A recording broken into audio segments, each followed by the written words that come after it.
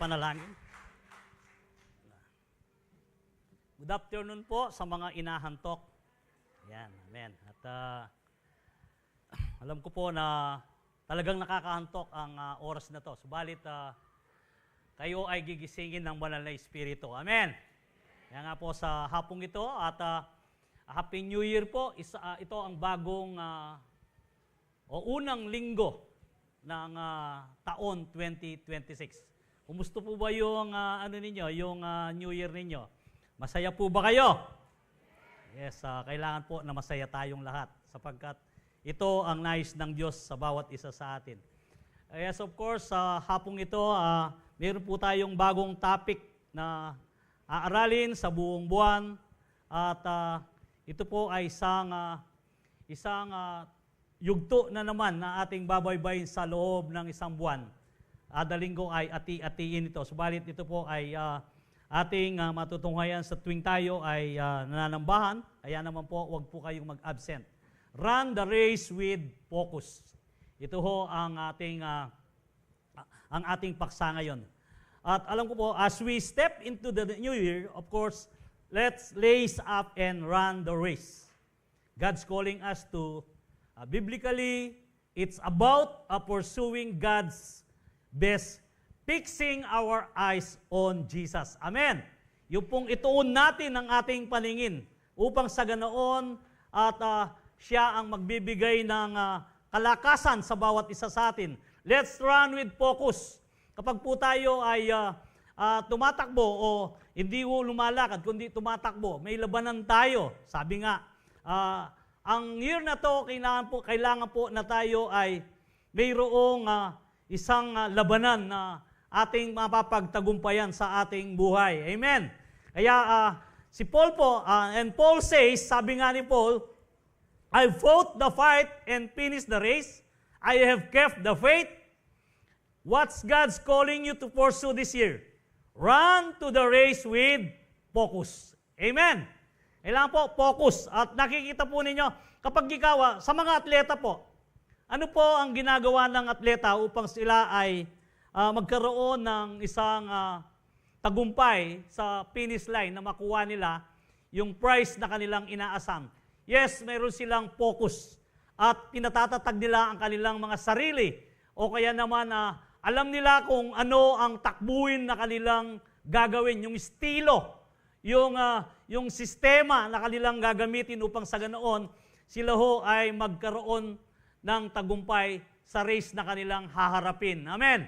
Kaya ang race po natin ay hindi ho biro sapagkat ang labanan dito ay ang ating race na lalabanan ay yung mga nakapalibot sa atin na ito ay naghanda rin ang kahaway na si Satanas sa atin sa takbuhin ito sa year 2026. Kaya naman po, di ho ba, nang sabi nga ni Paul sa Ephesians chapter 6 verse 10 to 13 na kailangan, sabi nga niya, kailangan na tayo ay magpakatatag, magpakatibay tayo, kailangan yung buong baluti ng Diyos ang ilagay natin sa ating sarili upang sa ganoon tayo po ay makatagal sa labanan. Amen. Kasi may labanan Yung race natin, labanan ho yan. Sabi nga, put on the full armor of God so that you can, sabi na, take your stance against the devil's schemes. Yung kung ano man ang eskema ng kaaway ay ating mapapagtagumpayan. Kasi kung tayo po ay magra-run race ngayon sa ating buhay sa kasalukuyan, laging may inilalagay ang kahaway dyan Nagka-counterfeit po yan. At alam po natin na siya ay pumipigil sa atin na kung saan na tayo ay magtagumpay. Dito po sa ating teksto, in 1 Corinthians chapter 9, verse 24, sabi nga, don't you realize that in race everyone runs but only one person gets the prize, so run to win. Sige po, tayo mo'y manalangin. Aming Diyos, nagpapasalamat po kami sa apong ito, sapagkat muli, Panginoon, itinawid mo kami sa 2025. At ngayon po, O Diyos, bagong yugto ang aming haharapin ang 2026. Alam namin, O Diyos, kung papaano mo kami pinasagana at binigyan, Panginoon, ng katatagan. Itong haharapin namin 2026, Panginoon, ay higit lalo mong ipagkakalob sa amin ng mahinam at mabuti, sapagkat ikaw ang nakakabatid ng lahat ng aming buhay at ang plano mo ang masunod at hindi ang aming mga sarili. Hayahan mo po, Panginoon, sa 2026, O Diyos, na kami ay lalakad na kasama ka namin. Sa ganoon, anuman ang aming gawin, kami ay magtatagumpay kung hindi kami iiwalay sa iyo. Kaya naman po, Panginoon, maging ang hapong ito ay aming pinagkakatiwala sa iyo, na ikaw ang magbigay sa amin, Panginoon, sa aming kalagitnaan, ng unawa sa aming isip at puso. Sa ganoon, anumang salita, Panginoon, ang aming marinig, na bumula sa iyong lingkod, Panginoon, ito po, O Diyos, ay magkaroon ng kapangyarihan. At ako po ay yung itago, Panginoon, sa iyong pagka-Diyos, hindi ang aking sarili. Sa ganoon, Panginoon, ang lahat ng ito, O Diyos, ay magkaroon ng pakinabang sa lahat ng nakakarinig sa apong ito.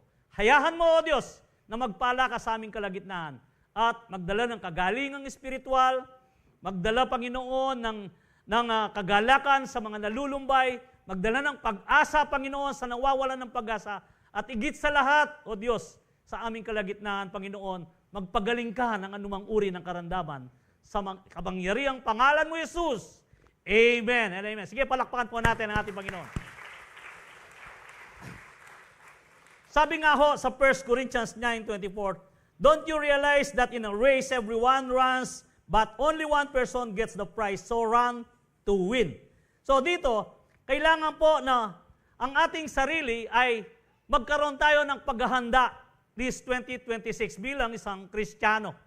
Kapag po tayo ay hindi nagkaroon ng paghahanda o hindi nagpakatatag at nagpakatibay sa ating lalakarang buhay Kristiyano, tiyak hindi tayo magkakaroon ng matagumpay na pamumuhay bilang isang Kristiyano. Kaya naman po, run, sabi nga dito ni Paul, so run to win means run to win the race. And sabi nga, fight to win the battle. Ito ang lagay natin sa ating kaisipan. Run to win the race and fight to win the battle. Kailangan po na sapagkat ang laban natin ay mayroon na tayong tagumpay. Subalit, hindi natin makakamit ang tagumpay kung tayo ay hihinto. Sa dulo po ng ating labanan, yan ay nandyan na ang tagumpay sapagkat ipinagkalob na ng ating Panginoon sa bawat isa sa atin. Nung sabihin niyang, tetelestai, it is finished, sinabi niya, at ang lahat ng yan ay napagtagumpayan na niya sa krus. Kaya naman, ibig sabihin na tayo ho ay conqueror and victorious. Amen. At yan ho ay nandyan na, kaya lang, mayroon tayong gagawin. It is not automatic. Kailangan po na tayo ay lumaban. Amen. At huwag ho tayong hihinto. And being a winner isn't automatic. You have a gut run to the race to win. Sabi nga, to run to the race with focus, you must keep your eyes on Jesus. Kagaya po ng ating inawit kanina, na kung saan, keep your eyes on Jesus. Na papanatilin o ituon natin ang ating paningin sa ating Panginoon. Kapag yan ay nakatuon sa ang ating paningin sa ating Panginoon, tiyak, yung focus natin ay isang bagay doon sa patutunguhan natin na alam natin, nakasama natin ang ating Panginoong Jesus. In Psalms chapter 16 verse 8, I keep my eyes always on the Lord, with Him at my right hand, I will not be shaken.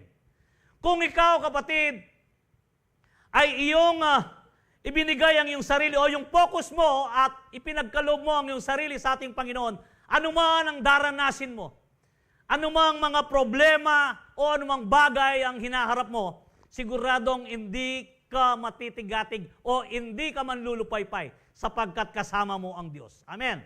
Kaya nga, sabi, I keep my eyes always on the Lord. Kailangan na ang pagtuon mo ng tingin kay Kristo sapagkat sa iyong kapaligiran, iyan ang aatak sa iyo. Nakikita ho natin ang nangyayari sa kasalukuyan, maraming pangyayari, subalit yan ay nagdadala ng kahinaan, kaabalaan, o kaya mga bagay na kung saan na tayo ay ma-out of focus. Subalit kung tayo ay nakapokus, sigurado na tayo ay hindi umiintindi sa lahat ng bagay na yan. Ang iniintindi natin, yung race natin patungo sa angganan na kung saan na mayroong tagumpay. Amen. Hebrew chapter 12 verse 1 to 2. Sabi ko rito, Therefore, since we are surrounded by such a huge crowd of witnesses to the life of faith, let us strip off every weight that slows us down, especially the sin that so easily trips us off, and let us run with endurance the race of God as set before us. We do this by keeping our eyes on Jesus, the champion who initiate and perfect our faith. Because of the joy awaiting him, he endured the cross, disregarding its shame. Now, he is seated in the place of honor. Kaya dito makikita po natin kung papaano sa sinulat sa Hebrew na kung saan na, and let us run with endurance and race God set before us. Ito pala ay inihanda na ng Panginoon. Nakahanda na ito sa atin sa bawat isa upang ito ay ating lakaran. Subalit, ang sabi nga, kailangan na tayo, we do this keeping our eyes on Jesus, the champion who initiate and perfect our faith. Na kung saan, makikita mo kapatid, we're in faith race, but to run this race well, we got to shed those weights, the sin. Kinakailangan na ito ay alisin o tanggalin ang mga bagay na kung saan habang ikaw ay tumatakbo. Alam niyo po sa mga atleta, kung makikita ninyo ang kanilang kasuotan ay walang maraming borloloy. Ibig sabihin yung walang six-packet or walang jacket or kaya naman ay walang lumolobo sa katawan kasi sa gabal yan. Sa atin bagahe naman sa atin ay ang bagahe ng kasalanan ang siyang pumipigil sa race natin patungo sa angganan na ating patutunguhan. Kaya kailangan, most especially the sin, kailangan po na tanggalin natin yan. Kapag hindi natin tinanggal yan, iyan ang nakakahabala. Iyan ang humaharang sa ating patutunguhan upang sa ganoon hindi natin matapos ang finish line. Kaya kapatid, sa pagsibol pa lang ng isang linggong ito, na kung saan, kinakailangan madisiplina natin ang ating mga sarili. Na kung saan, anuman ang takbuhin natin bilang isang Kristiyano, kailangan na tayo ay magkaroon ng tagumpay. Race, sabi nga na kung saan, the secret in verse 2, keeping our eyes on Jesus, is the champion who already run the race and is got the prize.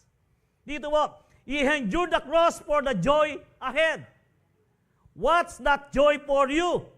Maybe it is a dream, healing, o kaya naman yung or purpose, or whatever is focusing on Jesus gets us there na kung saan mga bagay na kung saan iniisip mo, o kaya mga plano, or it's either naman na nagpaplano ka na magkaroon ng pamilya, tahanan, o bagay na kung saan na gusto mong makamit. Pero tandahan mo kapatid, kailangan na ikaw ay hindi ma-out of focus doon sa spiritual mong buhay. Marami tayong kaabalaan sa buhay. Kaya kung minsan, ito ang pumipigil upang hindi tayo umunlad sa ating buhay Kristiyano. Subalit, alam po ninyo sa ating binasa, ang race na sinasabi rito, we are to faithfully run the spiritual race God has marked out of each of us. So, kung ikaw ay matapat na lumalakad, ang Diyos alam na niya ito. Alam mo na ito ay kanya ng pinlano, may blueprint na sa kanya yan. Alam niyo po ba pag sinabing blueprint, yung blueprint na yan ay yun ang mangyayari. Kaya kung minsan kapag ang ibang tao naman o yung alibawang engineer or architect, iniba nila yung blueprint, iba yung mangyayari o iba yung figure na ma-build nila o kaya sa isang building, kakaiba doon sa blueprint. Pero ito ay naka-blueprint na sa ating Panginoon yan. At alam na niya kung ano ang nakakabuti sa iyo. Kaya lang, kung minsan, ang ating pansarili pa rin ang nananahig at hindi ang nais ng Diyos. Madalas, kaya tayo napapahamak o kaya'y nababagalan doon sa paggunlad ng isang Kristiyano, hindi lang sa buhay Kristiyano, kundi maging sa pamumuhay, kung minsan sa ating sariling pamamaraan ang ating ginagamit. kinakailangan ayahan natin kung ano ang ninanais na mangyari ng Diyos sa bawat isa sa atin. Dito makikita natin ang Panginoong Yesus mismo ang ating remodel. Remodel na kung saan, sabi nga, we need to fix our eyes on Jesus, the start and the finish of our faith. Siya yung umpisa at siya rin ang katapusan. Amen. Siya ang Diyos natin na hindi nagpapabaya sa bawat isa sa atin. Sapagkat what He did it, sabi nga, na kung saan He endured the opposition of sinners, added, sabi nga, and died to the cross. Yung kung papaano na ang mga opposition sa mga sinners na kung saan na sila'y pinagtagumpayan na niya yan. At yan ang sanhi ng kanyang kamatayan upang ikaw naman ay magkaroon ng tagumpay sa buhay.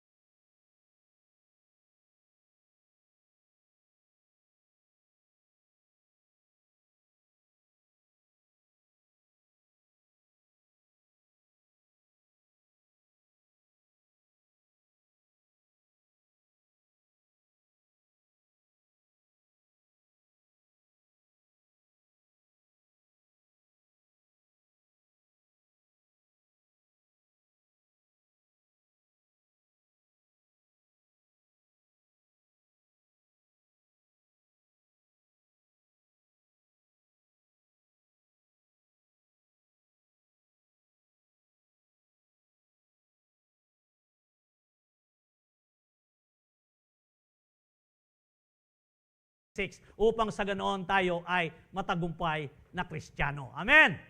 At anuman po ang mangyari, huwag kayong mag-alala sapagkat may pangako naman ang Diyos. Sabi nga ng ating Panginoon, hindi ko kayo iiwanan hanggang sa dulo ng mundo. Amen po ba? Kaya, kailangan po na lalo pa nating pag-ibayuhin ang ating pananampalataya kay Kristo.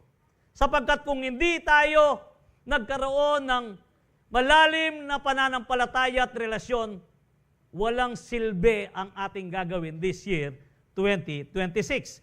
Kaya nga, mayroon po sa isang, sa 2 Chronicles chapter 20 verse 12, ito ay isang kwento ni Jehoshaphat na kung saan na makikita po natin at mababasa ninyo ito kung nabasa ninyo ang 2 Chronicles chapter 20 na ang kabuuan noon at makita mo kung paano nagtagumpay si Jehoshaphat. Jehoshaphat's team was surrounded, felt powerless, and didn't know what to do.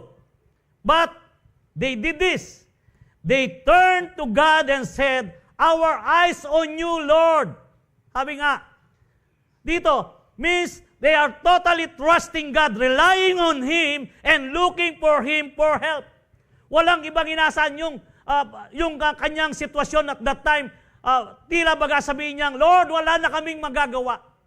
Kami po'y napapaligiran ng vast army na napakaraming army. 3 kaharian ang nagsanib at kami ay lulusubin. Ang sabi nga rito, therefore, sabi nga, our God, will you not judge them, for we have no power to face this vast army that is attacking us. We do not know what to do, but our eyes are on you. Ito po ang sinabi ni Jehoshaphat. Kapatid, Ikaw ba, na-experience mo na ba na kapag ikaw ay nag-iisa, o kaya naman kapag ikaw ay naliligaw, yan, sino na ang naligaw dito na kagaya ko? Minsan na sasabihin mo sa iyong sarili, alam mo na yung lugar, pero kung ito ay nasa isang ilang, di mo alam, naliligaw ka. Paikot-ikot ka lang at hindi ka nakakarating doon sa iyong pinupuntahan. Kung minsan, kapag hindi ka uminto at hindi ka umingi ng gabay sa Panginoon, hindi ka makakauwi. Marahil, sasabihin pa nga ng iba hindi, baligtarin mo na lang ang damit mo, sabi niya. Kasi mayroong nanliligaw sa iyo para kapag binaligtad mo ang damit mo, hindi ka na lang niya maliligaw. Iba na ang damit na suot mo. Di totoo yun. Ang totoo nun, isang kaisipan na kung saan ang spiritual natin ay mahina, kaya ang mga espiritu na nanliligaw sa atin tayo'y nilalaro. Subalit kapag ikaw ay nabuhayan at naimasmasan, yan. Kapag ikaw ay uminto at ikaw ay nanalangin, ano ang makikita mo? Kung minsan, andyan pa lang pala ang daan na patungo doon sa labasan. Pero ikot ka ng ikot. Kasi nga, hindi ka nakapokus. Kaya, kung minsan, ito ay nagbibigay ng isang hindi magandang sitwasyon sa buhay ng isang tao kapag ikaw ay walang focus at hindi mo inilagay ang iyong sarili doon sa isang pagpapasakop sa ating Panginoon. Ano man po ang nangyayari ngayon ay nakakatakot. Di ho ba nyo nakikita ngayon pasama ng pasama ang mundo? Maraming nangungurakot. Maraming magnanakaw. Marami ang mga gumagawa ng kriminalidad. Subalit, kung ikaw ay nakapokus sa ating Panginoon at pinangako ng Diyos na ikaw ay kanyang kakalingain, ikaw ay kanyang iingatan, at ikaw ay kanyang poprotektahan kung ikaw ay nakasentro ang tingin mo kay Kristo at ang pag-asa mo. Ito ho ay pangako niya. Kaya naman, nakita ho natin dito, sabi nga ni Jehoshaphat, sapagkat what to do but our eyes are on you, ang sabi nga, God, we don't have the answer, we don't have the strength, but we're looking to you. It is a posture of surrender and trust. Iniintay lang ng Panginoon kung kailan mo ipagkakatiwala ang iyong sarili, kapatid. Kaya, kapatid, kung meron ka mang ginagawa sa kasalukuyan, na iniisip mo bakit hindi ka nagkakaroon ng pananagumpay o kaya naman sa negosyo, magbalik ka kay Kristo. I-focus mo ang paningin mo kay Kristo. At pagkatapos, umingi ka ng gabay. Tiyak ang negosyo mo this year, 2026, palalaguin ng Panginoon at hindi ka malulugi. Ito lang ang kailangan natin. Huwag yung, kasi yung iba kasi dahil marami silang puunan, mas delikado pa nga yung maraming puunan eh. Kung minsan ilalagay nila lahat yung malaking puhunan, alam nila na akala nila magsasaksid sila.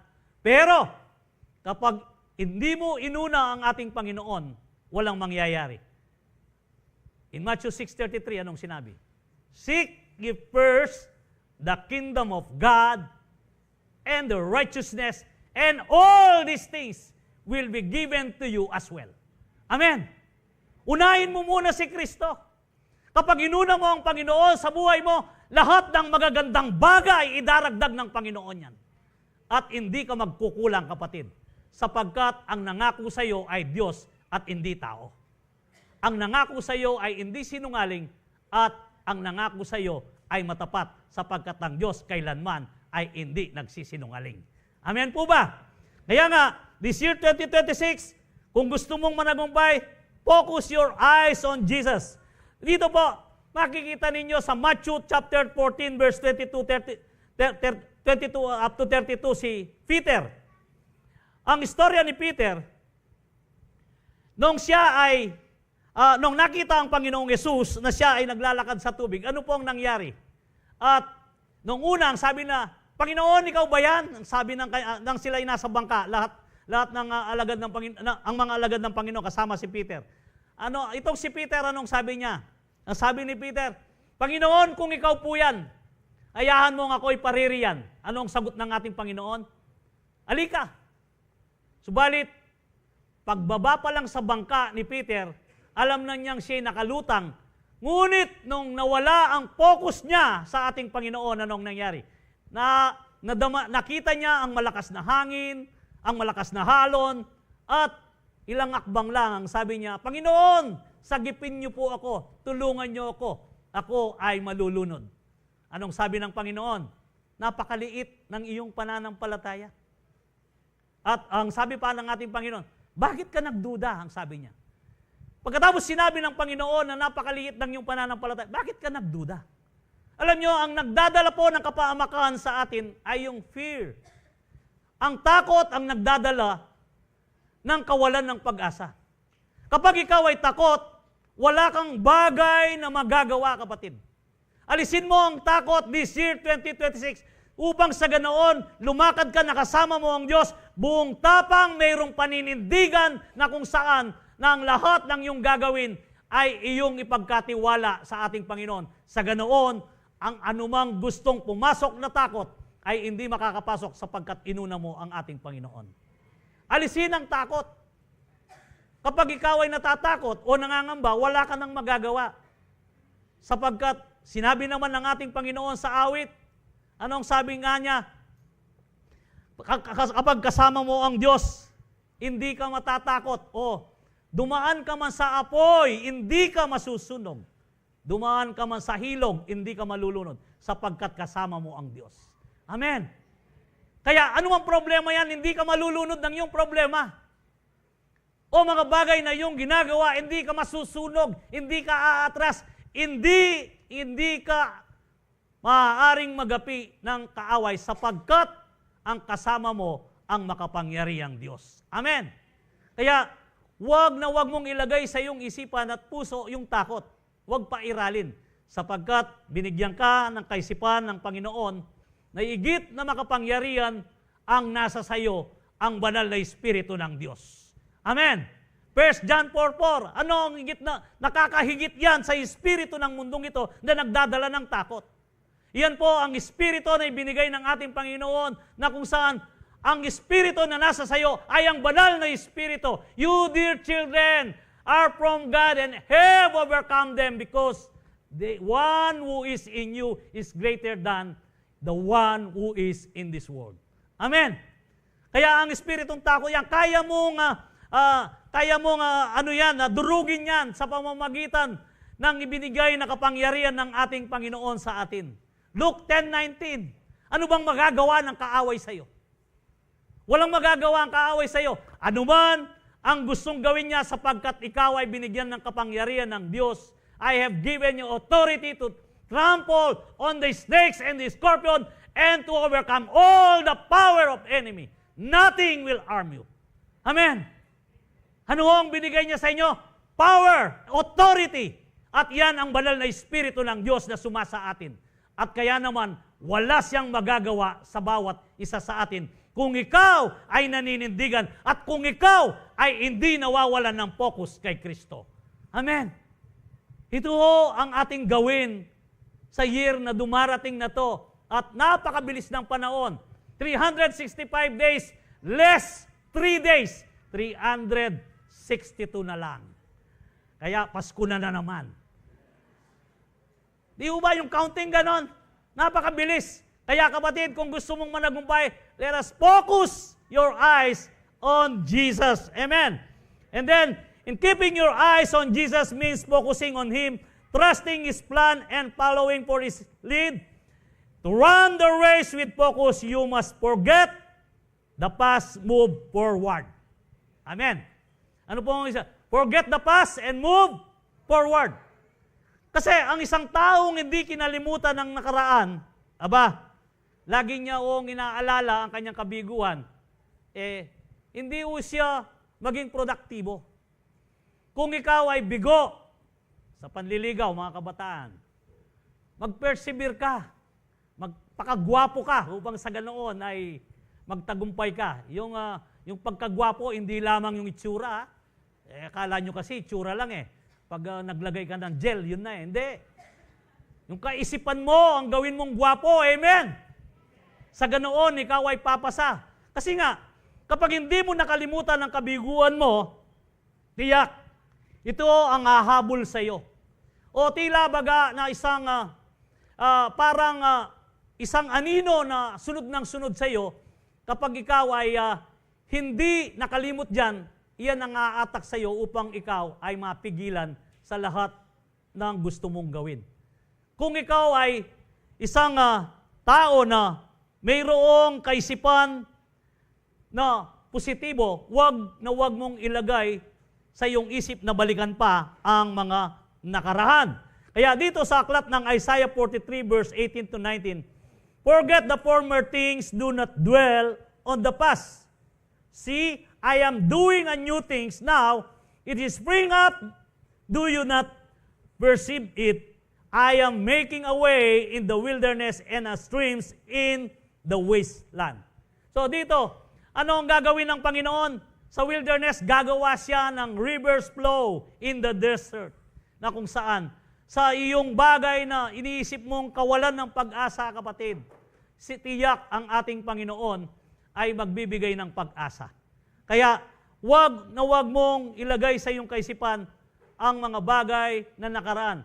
Alam niyo po yung mga Israelita nung una, kaya sila ay umikot ng 40 years. Instead na 4 days lang nilang i-conquered ang lupang pangako o 40 days lang nilang makuha ang lupang pangako sa kanilang pagpunta, sila ay nakarating ng 40 years. At ang lahat ng mga matatanda na below 20, ay above pala. Hindi below, sorry. Above 20, lahat po ay hindi nakapasok sa lupang pangako. Bakit? Kasi nga, yung kanilang mga nakaraan ang lagi nilang iniisip. Kung minsan, sinisisi nila si Moses, sabi nila, mabuti pang nung nasa Egypto kami, mayroong pepino, may pakwan, may sibuyas, may bawang. So, kahit na sila ay nilalatig ko sa kanilang trabaho, kahit na sila ay inalipin, basta nakakakain sila ng sibuyas at pepino, para sa kanila mas maganda pa ang buhay na yon kaysa buhay na ipinangako ng Panginoon na nakakalimutan nila na sila ay kumakain ng manna in heaven na kung saan yung pagkain nagmula sa langit na kanilang kinakain, sila ay nagrereklamo. Although sila ay dumadaan sa wilderness, pero kapag sila ay nauuhaw, kapag humingi sila ng maiinom, ay binibigyan sila ng Panginoon. At kapag sila ay ginabi sa paglalakad, mayroong pillars of fire na sila ay inaantabayanan ng apoy, na aligi ng apoy, na kung saan liwanag at init ng apoy ang kanilang nararanasan. Subalit, nakalimutan nila yon. Sa tanghali naman na kapag mahinit, mayroong clouds na sumisilong sa kanila habang sila ay naglalakad. Kaya anong nangyari? Sila ay paikot-ikot lang at hindi nakarating sa lupang pangako. Kapatid, gusto mo bang hindi paikot-ikot? Forget the past, move forward. Amen. Mabuti pa yung mga, ano kayang mga sasakyan na walang reverse? Naisip ko bigla yan. Buti pa yung mga sasakyan na walang reverse. Siguradong sila ay nagtatagumpay. Panay pasulong Kaya kung minsan, wala silang paatras Mas maigi siguro yung mga, kaugalian natin ay wag natin gayahin ng isang tao na laging naninisi o kaya laging iniisip, mas mabuti pa nung 2024 or 2025 sa 2026, sasabihin nilang gano'n. Hindi ho. Kinakailangan na ilagay natin at i-focus natin ang ating sarili na igit na mabiyaya ang 2026 sa 2025. Amen! Sige po, palakpakan natin ang ating Panginoon. God's telling us to shake off the past and look forward. He's doing something new. Making a way in the wilderness and bring life to dry place. It is like He's saying, don't get stuck in what's behind. Tandaan po natin, I've got something fresh ahead. What wilderness is the working in you? Maybe it is that situation, a dream or a season of waiting, but God's making a way. Maaaring isang mahirap na sitwasyon ang kasalukuyang binabaybay mo, kapatid. Subalit, magpakatibay ka lang at magpakatatag. Look forward. At sasabihin mo na, kaya ko to. At kasama ko ang Diyos. Sa ganoon, ikaw ay hindi mawalan ng pag-asa. Kasi nasa sitwasyon ka man na hindi mo alam kung ano ang iyong gagawin, subalit alam ko, ang Diyos ipapaalam sa iyo kung ano ang mainam at mabuti. Sa ganoon, ikaw ay magtagumpay bilang isang Kristiyano. Amen. Kasi daig pa tayo ng mga hindi mananampalataya kung minsan eh. Hindi natin ginagamit ang buhay nating pagka-Kristiyano. Alam niyo po, nalulungkot ang Panginoon sa ganoon eh. Tayo na mananampalataya, dinadaig tayo ng hindi mananampalataya. Bakit? Nawawalan tayo po ng perseverance sa ating sarili upang sa ganoon tayo ay makausad. Kaya nawawalan tayo ng focus at lagi nating inaalala ang kabiguan, takot, o bagay na kung saan na umiila sa atin. Kailangan kalimutan mo na yan. Kaya dito sa Philippians chapter 3 verse 13 and 14, "No, dear brothers and sisters, I have not achieved it, but I focus on this one thing." Ang sabi ni Paul, "Forgetting the past and looking forward to what lies ahead." Nakikita po ninyo, "I press on the reach to the end of the race and receive the heavenly prize for which God, through Christ Jesus, is calling us." Forward. Kailangan tayo ay laging nakatuon doon sa ating hinaharap. Kasi kapag hindi ganoon ang iyong kaisipan, tiyak, ikaw ay maahabala sa iyong kapaligiran, kapatid. At dito po, alam nyo ang ibig sabihin ni Pablo dito? Lahat ng kanyang achievements ay kinalimutan niya.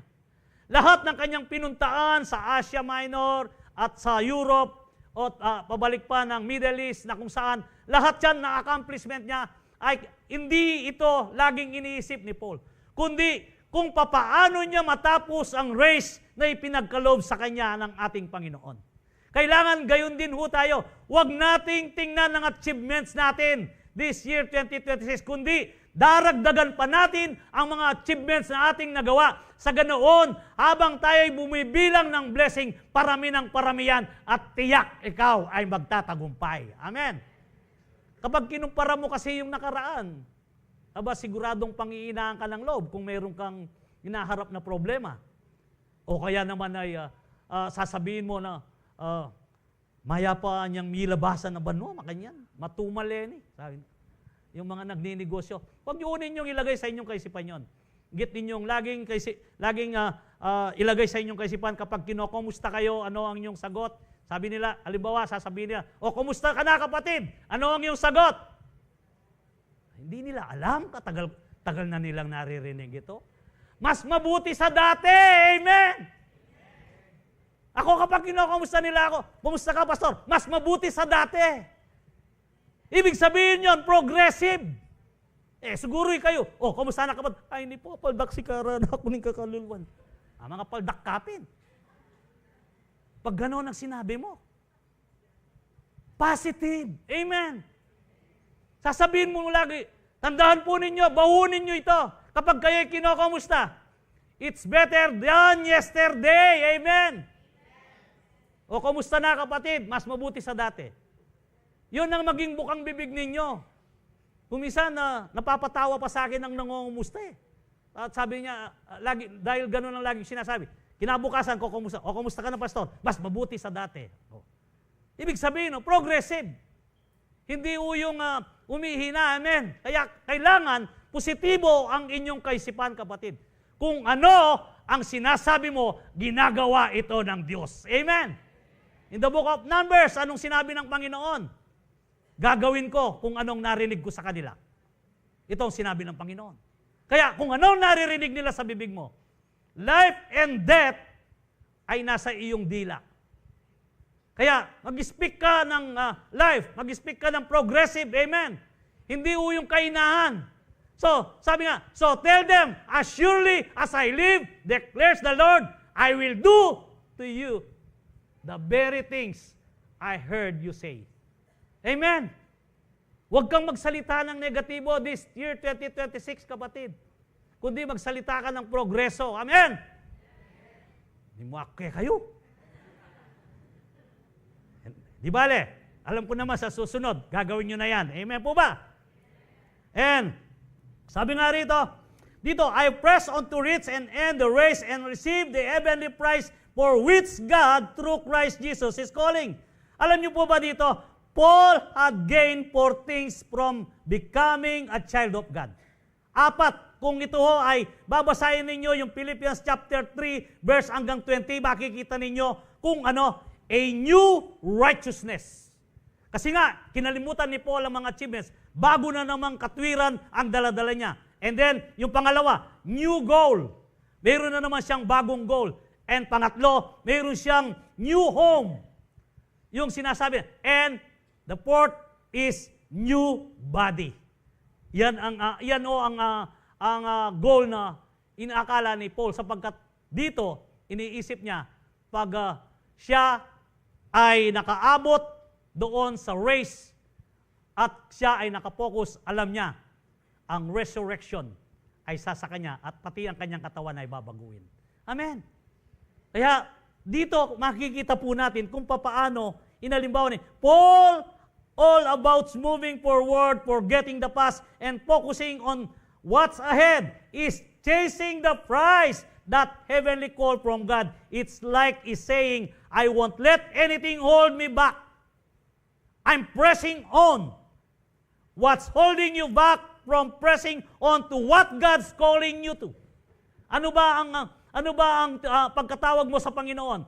Press. Kinakailangan po na ikaw ay magpakatid. Pantayin mo ang iyong apak sa pananampalataya upang sa ganoon, ikaw ay magtatagumpay. Sabi nga, maybe it's a fear, failure, or past stop na kung saan yung mga karanasan mong mga bagay na ito ay lagi mong inaalala, but you can focus on the prize. Amen. Anong prize na ating kinakailangan na ito ay makuha, o yung prize na ating pinagpapaguran ay yung buhay na walang hanggan ay pinagkalob sa atin ng Panginoon. Amen. Don't let anything hold you back. Not even your past. Press on the wonderful plans God has for you. Tandahan mo kapatid, don't let anything hold you back. Kasi huwag kang pahila. Sino na yung naglalaro dito ng mga bata kapag kayo'y nag-aabulan, pag nakuha yung t-shirt mo, inihila ka. Kinakailangan. Pero yung iba, dahil sila ay nakapokus lang sa pagtakbo, nabalo, may kapirat na t-shirt, wala niya pala ang t-shirt. Yun ho. Kinakailangan, ganun din ho tayo. Amen. Kaya, this year 2026, wag na wag kang lilingon. Wag na wag mo nang iisipin pa yung mga kabiguan mo, yung mga bagay na kung saan ito ay nagbibigay sa iyo ng pangpahina, kundi kalimutan mo nang lahat yan. At tandaan mo, don't let anything hold you back, not even your past. Press on the wonderful plans God has for you. And lastly, to run the race with focus, you must always guard your heart and mind. Ito ho, sabi nga, always guard your heart and mind. Bakit kailangan po natin na bantayan natin ang ating puso at isip? Running the race with focus means being intentional about guarding your heart and mind. It's about protecting your emotion and thoughts from stuff and distracts or hearts and staying focused. And staying focused on what true and right. Kaya dito, kailangan po na kung ano yung mga katwiran o kung ano ang mga bagay na mabuti, yun ang lagi mong ilagay sa iyong kaisipan. Sapagkat kapag ganyan ang iniisip mo, sigurado ang kaisipan mo ay hindi mapasok ng demonyo. Madalas kasi pinapasukan ng demonyo ang kaisipan natin eh. Kaya pumisan ng isang tao at tandaan po natin, alalaanin natin, ang banal na espiritu ang siyang unang nagpapaalala sa atin, hindi ang espiritu ng demonyo. Kaya kapag ako'y nakakarinig ng nagpapatutuo rito, yung sabi niya, sinitsitahan ako po ng demonyo. Narinig niya ang demonyo, pero ang espiritu ng Diyos hindi niya narinig. Minsan nakakalungkot, no? Sasabihin niya, ganito ang nilalagay sa aking kaisipan ng demonyo. Bakit hindi niya naririnig ang kaisipan o yung espiritu ng Diyos? Kaya tayo po, kailangan unahin natin ang Espiritu ng Diyos. Amen. Kasi ang banal na Espiritu ay kung minsan, yan ho'y napipighati. Namimighati ang banal na Espiritu kapag ang pinagagawa niya ay hindi mo ginagawa. Nagigrib naman siya kung minsan na yung grieving na yon ay kapag, kasi, halimbawa sasabihin niya, gawin mo ang mabuting ito, hindi mo ginawa, magigrib siya.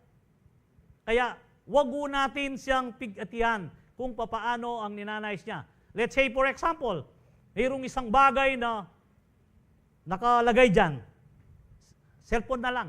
Kasi nakapokus sa mga tao sa mga sasabihin na lang natin na hindi na iPhone kasi yung iPhone may lock eh. Yung ano na lang, yung Oppo na lang. Yung Oppo. Pag nakita nila, ano ang unang sasagi sa kaisipan mo? Halimbawa, may nakita mo ang isang phone dyan. Unang sasagi kaisipan mo, kanino kaya ito? Yon. Ibig sabihin, from the start, yan ang paalala ng banal na Espiritu. Pero yung pangalawa, anong sabi niya? Hey, mapapakinabangan nito Ang pangalawa, ano yun? Espiritu na ng Diablo yun. At ang pangatlo, Espiritu pa rin ng Diablo. Aalisin ko lang yung SIM nito. Pwede ng pagkakitaan. Ayan. Kahit na magkano lang, pakikinabangan. Puro na yon. Pero kapag inalaw mo ang unang nagbigay ng gudyat sa iyo, ang banal na Espiritu, tiyak, hindi magtatagumpay ang kaaway. Kanino kaya ito? At ipagtanong mo kung kanino. Amen! Kaya kung minsan, ngaliwa, pera niya mo, ikit na, kahit dalpakahan pa kahit di na niya pa sigurong babulgaming kayang stepin, kaya niya. Ito kung minsan nakakalungkot. Alam niyo ho, kung kayo ay talagang real na Kristiyano, ang naiisip niyo lagi, yaong unang bugso ng banal na Espiritu. Amen. The conviction of the Holy Spirit. Kasi kapag yan ay umiral, tiyak, hindi ka mapapaamak kapatid. At nakaguard ang iyong puso at ang iyong kaisipan. Amen. Proverbs 4:23, guard your heart above all else. For it's determined the course of your life. Dito po, sabi nga, guard your heart above all else, for it's determined the course of your life. So dito, bantayan mo ang puso mo, kapatid. Yung iba dyan, hindi nila binabantayan ang puso nila, pinapakawalan nila Kaya kung minsan yung puso nila, ati-ate. Kung minsan nakadalawa na o nakatatlo. At bantayan mo ang puso mo, kailangan ang puso mo ay hindi iyan ang nasusunod, kundi lagi mong itong itanong sa Diyos kung bakit. Ay, kaya tayo. Parang pelikula yun Ibig sabihin, lagi kang magtanong sa Diyos upang sa ganoon, nababantayan mo ang iyong puso. Amen. Kasi your heart is like a center of everything. What really shape your path? Yung path mo. Proverbs says, guards it above or else, cause it drives your choice and action. Like it. If love, joy, and peace are in your heart, they'll flow into your life. If worries, maging ang worries, yan ho ay fear or anger, and then hindi lang yung revenge, kasama na ho yan. You know, so it is like be intentional about what you let into your heart. What is in your right now? Ano ho yung sa inyong isipan ngayon, sa kasalukuyan? Iniisip nyo ba na kayo ay magkaroon ng isang bagay na laging mayroong depensa? O kayo naman ay isang taong laging mapagkumbaba sa iyong sarili? Tandaan po natin, ang isang taong mapagkumbaba, ibig sabihin nun, lagi mong inaalala at lagi mong nababantayan ang iyong puso at ang iyong kaisipan. Kung ikaw ay isang taong mapagkumbaba, ikaw ay isang taong nagugustuhan ng lahat. Amen. Kasi aliw na aliw sila sa iyo kapag ikaw ay mapagkumbaba. Alam niyo po ang mga Pilipino, mayroon tayong ang istorya ng Pilipino ay hindi kagaya ng ibang nasyon. tayo ay walang istorya na mananakop sa giyera, kaya magiliw nilang tinatanggap ang Pilipino sa buong mundo. Kasi alam nila, ang Pilipino ay hindi threat. Kahit pumunta sa ibang lugar, alam nila ang Pilipino ay hindi ito isang warrior, hindi ito basugulero, at hindi ito pinag-uumpisaan ng kaguluhan. Kaya aliw na aliw ang buong mundo sa mga Pilipino. Kaya sa buong mundo, ang Pilipino ay kalat at gustong-gusto naman ng ibang bansa. Bakit? Kasi wala tayong historical na kung saan na tayo ay mapanakop at tayo ay gumyera. Ito ang gusto nila sa atin. Kaya aliw na aliw sila sa atin. Amen? Kaya dito sa aklat mo ng Philippians na ating binasa. Philippians chapter 4, verse 4 and 7. Rejoice in the Lord always. I will say it again, rejoice. Let your gentleness be evident to all. Ano ho? Bakit sinabi kaya ni Pablo na let your gentleness be evident to all? The Lord is near. Do not be anxious about anything, but in everything situation by prayer and petition, with thanksgiving, present your requests to God. And the peace of God, which transcends all understanding, will guard your heart and your mind in Christ Jesus. Dito po, ang sabi ho ni Pablo, guard your heart above else. Yung sinabi kanina, no? Pero dito sa Philippians, rejoice in the Lord always. Ano ho? Bakit? Dito po, pinasulat ni Pablo ito nung siya ay nakabilanggo. Yung bilanggo na underground. Siya ay inaagisan pa ng mga tae at ihi. Yung siya ay nasa ilalim mo ng plat na gano'n, patapos ay may butas. Doon inaagis ang dumi. At abang nakabilanggo si Pablo, sinabi niya rito na kung saan, pinasulat niya, rejoice in the Lord always. Amen. Ay, ayaw nila. Kaya hindi pala kayo, siguro marami kayong problema kaya hindi kayo makapag-rejoice ngayon. Rejoice! Amen! Kinakailangan mag-rejoice tayo. Kasi sabi nga dito, I will say it again, rejoice. Sabi nga ni Paul. Alam niyo po, dito, may rule po. Mayroon rule ho sa sinasabi rito ni Pablo, the two rules must be observed for this power to function. Sabi niya, we must never be stressful. Dito sabi, rejoice always. We must never be stressful. In anything, we must always be thankful in everything. Amen. Kinakailangan mapagpasalamat po tayo. Ito, sabi nga, sa panalangin ni Paul, and then sabi nga dito, the peace, if we obey this rule, God peace will fortify and guard our minds. Yung palalakasin ng Diyos ang ating paninindigan at puso at kaisipan kapag ang lahat ng ito'y pinagkatiwala natin sa Diyos. Sabi nga, sa verse 8 nga, we are to fix our thought on what is true, God and right. Sabi nga, yung good and right na lahat ng mabubuti, lahat ng mga bagay na kung saan na ating naranasan ay lagi nating isiksik sa ating kaisipan upang sa ganoon. Saka yung tama, sa ganoon tayo ay hindi magkakamali sapagkat kapag hindi natin inilagay ang mga bagay na yan, tiyak, iba-ibang kaisipan ang papasok sa atin. Lagi nating isipin ang mga mabubuti. Lagi nating isipin ang mga matutuwid. Sa ganoon, anumang bagay ang gustong umadlang sa iyo na ginagawa ng kaaway ay hindi uubra.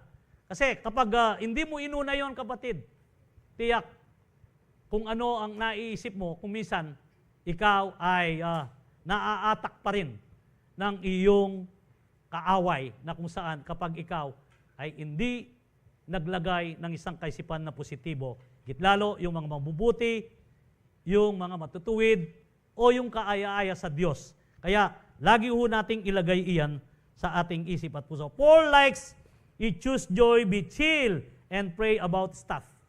Kalmado ka lang. Yung hindi ka natataranta. Nakita niyo po ang isang taong natataranta, lagi siyang napapahamak. O kaya madalas siya nasasaktan. Pero kung kalmado ka, anuman ang nangyayari, anuman ang hinaharap mo, nakakaipag-isip ka ng mabuti. Kapag hindi kalmado ang isang tao, hindi makapag-isip ng mabuti. Pero, subukan mo na maging kalmado. May paraan dyan eh. Kapag stress ka, umupo ka, pagkatapos ay tingin mo ang opinion ng Panginoon at uminom ka ng isang basong tubig. Tiyak, malilinawan ang iyong kaisipan. Amen. Ako po, kapag stress ako, uupo ako. Tapos, Lord, anong gagawin ko? Tapos, iinom ako ng tubig.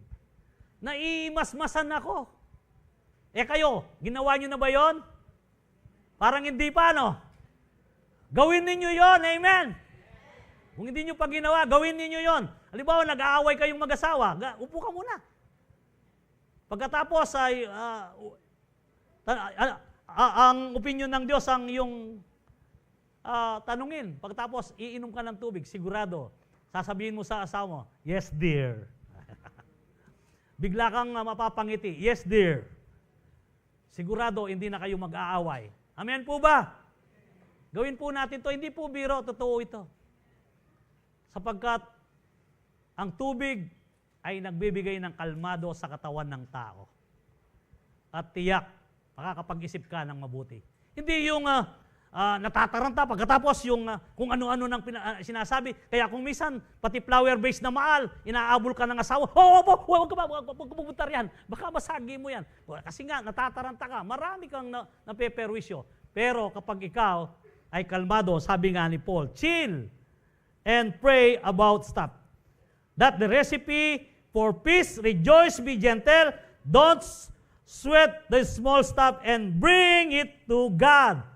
And bam, sabi nga dito, God's peace guards your heart and mind. It's like you can't control everything, but you can control where you focus. Focusing on God equals peace that makes no sense, but it's real how you rejoice and pray about going.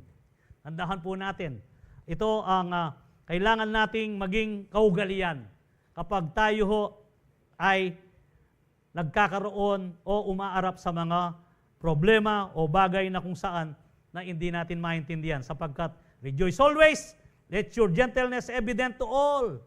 And then sabi pa nga rito, do not be anxious. By prayer and petition, by thanksgiving, present your request to God. The peace of God and will guard your heart and your minds in Christ Jesus. Kaya sabi nga, rules o ni Paul yun, must be observed for this power to function. Kailangan yung rules ni Paul na sinabi dito ay makuha mo. Kapag yan ay nakuha mo, kapatid, kalmado ka sigurado. And Isaiah 26 verse 3, you keep him in perfect peace, whose mind is stayed on you because it trusts in you. Dito po sa Isaiah sabi, you keep him in perfect peace. Ano ang perfect peace? Yung kahit na nagpuputukan noong madaling araw, ikaw pa rin ay kalmado. Yung perfect peace, yung pag-iga mo, tulog ka. Yung pag-iga mo, umiilik ka. Yun ay perfect peace. Pero yung kapag ikaw ay nakaiga, tumitigas na yung muta mo, hindi ka pa nakatulog, hindi perfect peace yan. Ibig sabihin yon, anxiety yon, o kaya naman ay sasabihin ng iba, insomnia, hindi totoo yan. Kasi kung ano-ano ang iniisip mo, wala kang perfect peace. Pero kung may perfect peace ka, pag-iga mo, tulog ka na. At umiilik pa. Lawit pa ang dila. Ayan. Umisan ganun eh. Kaya ang misis ko, galit na galit sa akin. Halimbawa, pagkatapos namin nag-pray ng apo ko, sasabihin niya, oo, sak. Si lolo mo, iiga na. Kasi tulog na yan pag umiga. Alam niyo po, kasi kailangan mayroon tayong perfect peace. Yung perfect peace na yon ay nanggagaling sa Diyos. Amen. Yung walang kabalisaan. Bakit? Always guard your heart and mind. Kaya sabi ko dito, and God giving perfect peace to the one focused on Him. When your mind is stayed on God, trust kick in and anxiety takes a backseat. It's like the more you fix your thoughts on Him, the more peace overtakes you. Trusting God equals peace that works. What's stealing your focus from God's this day. Hallelujah. Kapatid, feed your mind, guard your heart, stay focused on Jesus. Feed your mind. Anong ipipid mo sa mind mo? Yaong makalangit. Amen. Baka naman feed your mind. Oh, ayan. Eto, pastor, na-feed ko na yung mind ko, kaya lang puro problema. Hindi feed your mind yung makalangit. Amen. Guard your heart, stay focused on Jesus. Kailangan po na tayo manatiling nakapokus sa ating Panginoon sapagkat ito ang magiging pamamaraan na magkaroon po tayo ng isang matagumpay doon sa race na ating tinatakbo na ang sabi nga ni Pablo, ang sabi nga ni Pablo na kung saan na I fought the fight, finished the race, I have kept the faith. Dito po, kailangan na matapos natin ang ating takbuhin sa 2026 na ito ay nagdala ng tagumpay sa buhay natin, hindi lamang po sa kasaganaan, kundi maging ang ating mga pangangatawan ay ating bigyan din ng isang magandang pangangatawan na malusog, na may disiplina. Huwag na huwag kayong maging matakaw. Ayan. Sapagkat ang katakawan ay isang gluttony spirit. Hindi yung kapag busog ka na, okay na. Amen. Kaya, tingnan nyo ang mga ospital ngayon, puno. Wala na naman pong bakanting ICU. Bakit? Kasi sa katakawan kain ng kain. Napakaraming kinain. Kaya, napakaraming inatake. Napakaraming naputukan. Pero mas marami ang inatake. Bakit? Sa pagkain. Kaya kapatid, ito ay isang bagay na kung saan, run the race with focus. Keep your eyes on Jesus. Forget the past. Move forward. Always guard your heart and mind. Tayo po ngayon ay magkakaroon ng pagtanggap ng banal na punan.